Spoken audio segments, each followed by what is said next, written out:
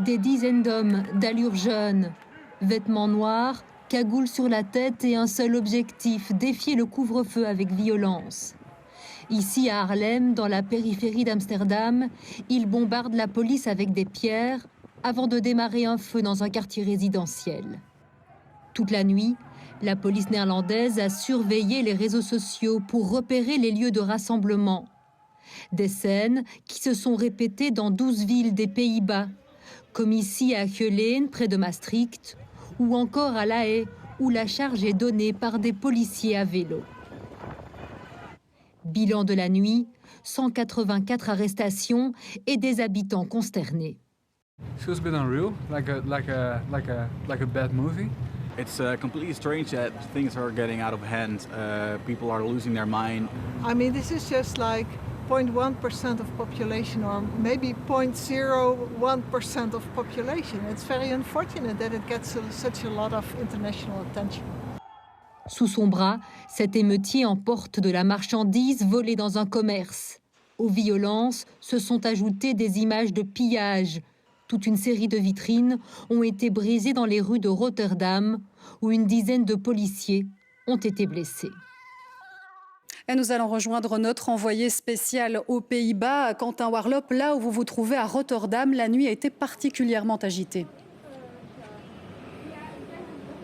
Oui, Ophélie, Rotterdam, le jour d'après, la ville s'est réveillée. Vous allez le voir sur ces images avec les stigmates d'une soirée d'horreur. Regardez ces vitres brisées, ces magasins pillés, des commerces vandalisés par des centaines et des centaines de personnes qui refusent toujours de respecter le couvre-feu et les mesures sanitaires imposées par le gouvernement néerlandais le week-end dernier. Alors vous l'avez vu dans le reportage, c'est vrai qu'il y a une majorité de la population qui accepte bien ces mesures qui ont été prises et une minorité qui fait donc parler d'elle avec ces énormes dégâts. Je vous propose aussi de regarder, rien qu'ici de l'autre côté de la rue, regardez ce coiffeur qui a également été vandalisé. Tous ces produits ont été volés et pillés. Près de 200 arrestations, vous l'avez dit, vous l'avez vu dans ce reportage, dont une soixantaine rien qu'ici dans la ville de Rotterdam. Alors qui sont ces casseurs? Difficile à dire. Ce qui est certain, c'est qu'il y a des jeunes, des très jeunes. C'est en tout cas ce qu'on a pu observer ce matin sur les caméras de vidéosurveillance qu'on a pu voir ici. Il y a des jeunes, mais pas seulement, il y a aussi, d'après certains spécialistes néerlandais,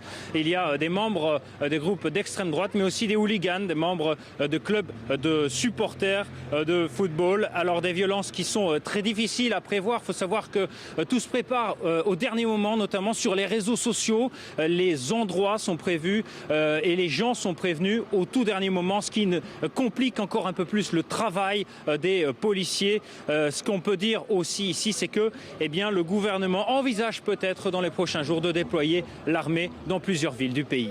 Ouais, et puis Quentin, aujourd'hui, il y a la crainte de voir ce mouvement faire tache d'huile chez nous. Rapidement, un mot là-dessus aussi.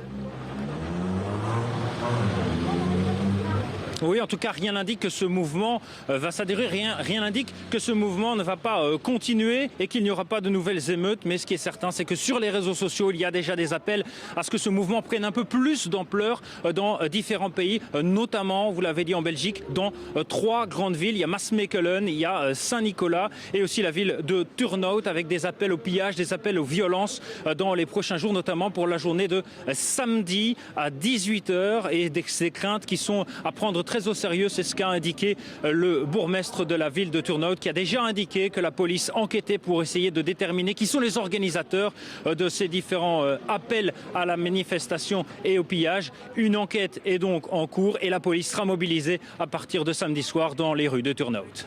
Merci à vous, c'était Quentin Warlop, notre envoyé spécial aux Pays-Bas. En Italie, l'actualité est politique. Le chef du gouvernement vient de démissionner. Giuseppe Conte avait convoqué un conseil des ministres ce matin pour les informer de sa décision.